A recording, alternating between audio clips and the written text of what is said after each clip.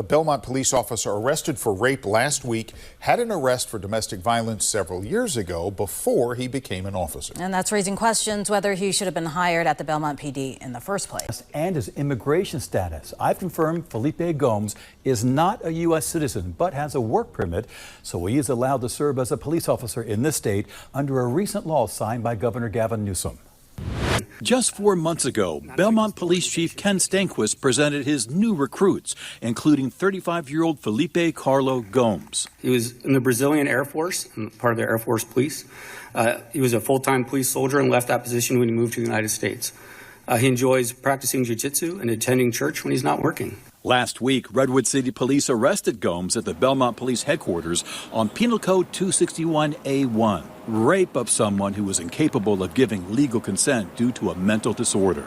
Before he hired Gomes, the I-Team has learned that Chief Stenquist received phone calls from the San Mateo. Court records show that Gomes and his wife were on vacation from their home in Brazil at this Ramada Inn in Kissimmee, Florida. The charging affidavit says they'd been married a year when Gomes spotted texts on his wife's cell phone from an ex-boyfriend and that he struck her repeatedly in the face and stomach.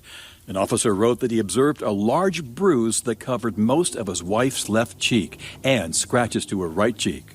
The records say Gomes accused her of hitting and scratching him first, so the state attorney charged both of them with battery domestic violence before dropping the charges a month later. Belmont Chief Stenquist defended hiring Gomes, emailing me, "Past law enforcement contact that does not result in charges are not disqualifying in of itself under policies or applicable law." San Francisco Police Commander and Head of Recruitment Rich Correa tells me the incident should be disqualifying, even though the case was dropped. Law enforcement sources also tell me Felipe Gomes is not a U.S. citizen. SB 960, sponsored by former State Senator Nancy Skinner, allows immigrants to be officers if they have a green card, visa, or permanent residency.